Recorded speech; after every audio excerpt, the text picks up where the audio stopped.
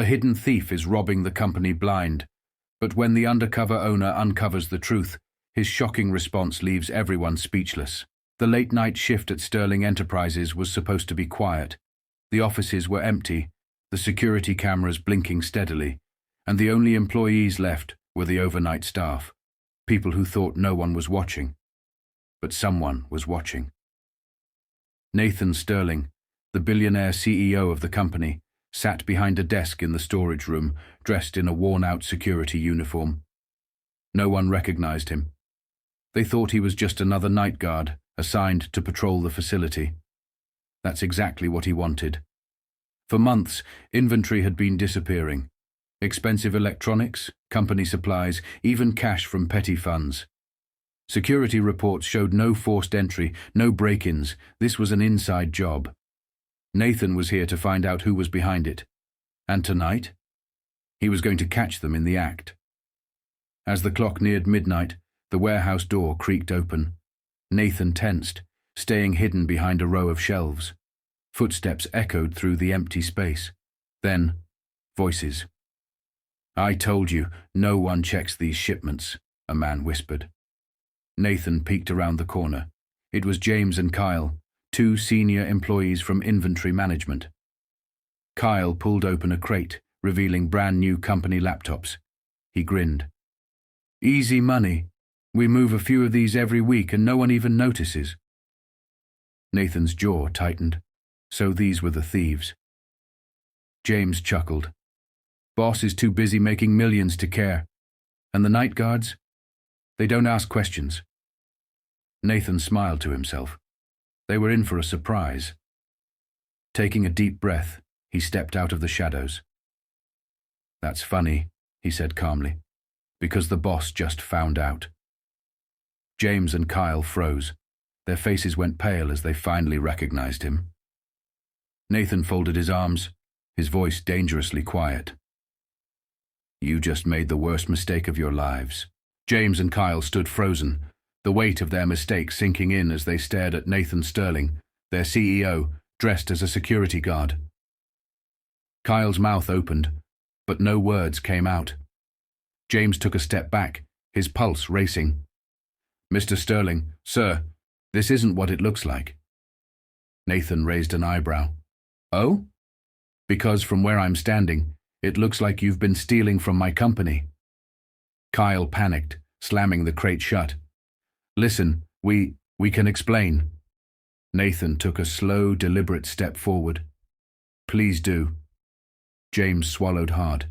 It's not just us. We were told these shipments were extras, stuff that wasn't accounted for." Nathan smirked. "So now you're blaming someone else?" Kyle stammered.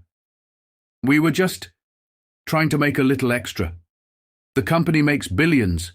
This is nothing compared to that." Nathan's expression darkened. "Nothing?" He pointed at the crate. "You think stealing from the people who actually work hard is nothing?" Kyle glanced at James, looking for an escape.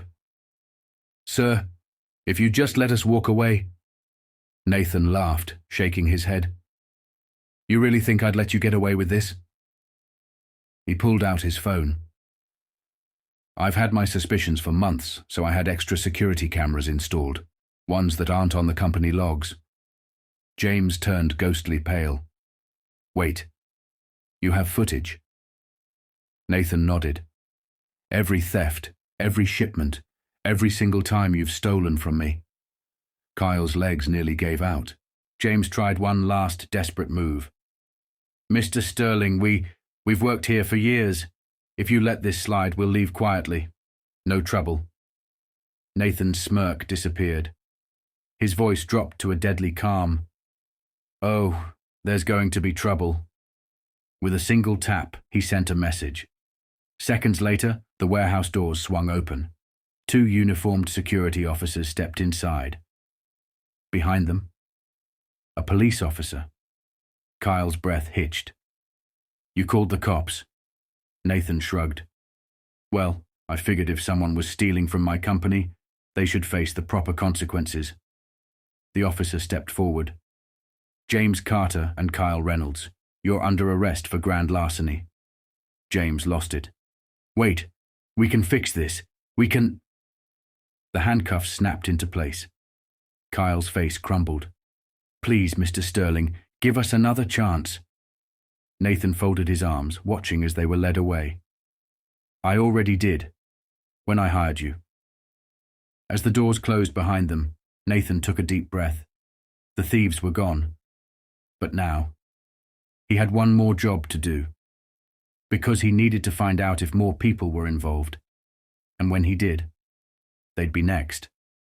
By the next morning, news of the arrests had spread like wildfire across Sterling Enterprises. Employees whispered in break rooms, emails flooded inboxes, and managers scrambled to distance themselves from James and Kyle. Nathan sat in his office, watching everything unfold. But he wasn't done yet. If 2 employees had been stealing for months, it meant someone else had been covering for them. There had to be more people involved. So he set a trap. The final test. Later that evening, Nathan returned to the warehouse, still in disguise as a security guard. With James and Kyle gone, the rest of the overnight staff had no idea what had happened yet. He walked the aisles, observing. The employees were tense, uneasy. Some avoided eye contact. Others whispered in hushed voices. Then he spotted her. Lisa Monroe. She was a mid-level supervisor in inventory. Smart, ambitious, but too defensive when questioned about missing stock. Nathan deliberately left a shipment crate slightly open, filled with high-value electronics. Then he stepped back into the shadows. Minutes later, Lisa walked by. She paused, looked around. Then, glancing over her shoulder, she quickly reached into the crate and slipped a tablet into her bag. Nathan's lips curled into a smirk. Gotcha. The final confrontation. The next morning, Nathan called a company-wide meeting. Every employee was present. He stood at the front, looking across the faces of his staff, some nervous, some oblivious, some guilty. Clearing his throat, he spoke. As you all know, last night 2 employees were arrested for stealing from this company. The room fell, dead silent. Nathan's gaze swept across the crowd. What you don't know is that they weren't working alone. He turned his head, locking eyes with Lisa. Her face went pale. I set a trap, Nathan continued, and someone else fell for it. He pulled out his phone and played security footage, Lisa stealing the tablet. Gasps filled the room. Lisa stood paralyzed. Lisa Monroe, Nathan said, his voice even. Would you like to explain? Lisa's breath came fast and shallow. I didn't mean, Nathan cut her off. Save it. He gestured to security. Escort her out. Lisa slumped, realizing her career was over. As the guards led her away, Nathan turned back to the employees. This company was built on trust, and from this moment on, I'll make sure it stays that way. He paused. But let me be very clear. If anyone else has been involved in this theft, now is your one and only chance to come forward. A heavy silence settled over the room. Then, 2 more employees hesitantly stepped forward. Nathan nodded. You made the right choice.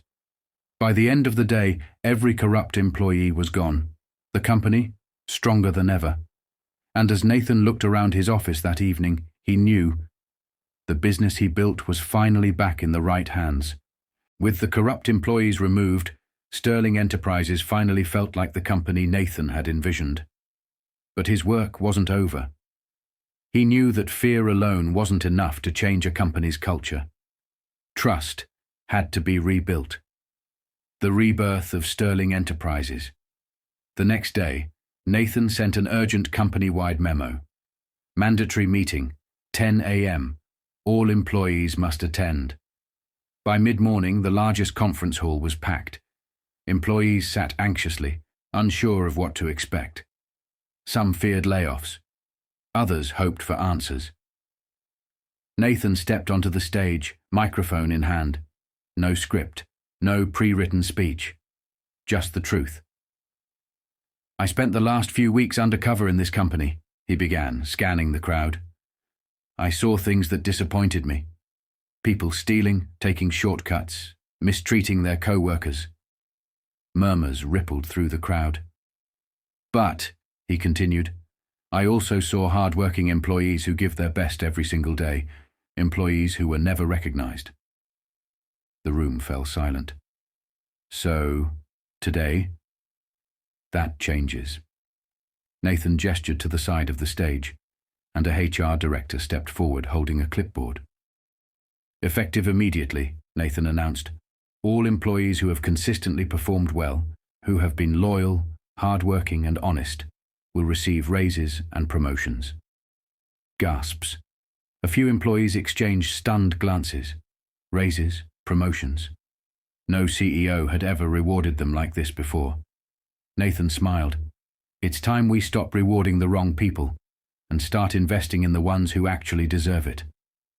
The room erupted into applause.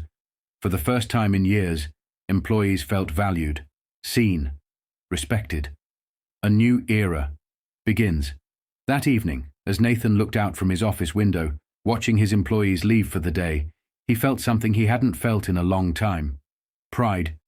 He had built a billion-dollar empire, but today he had built something even greater, a company where loyalty, honesty and hard work were finally rewarded. And as the sun set over the Sterling Enterprises headquarters, one thing was clear.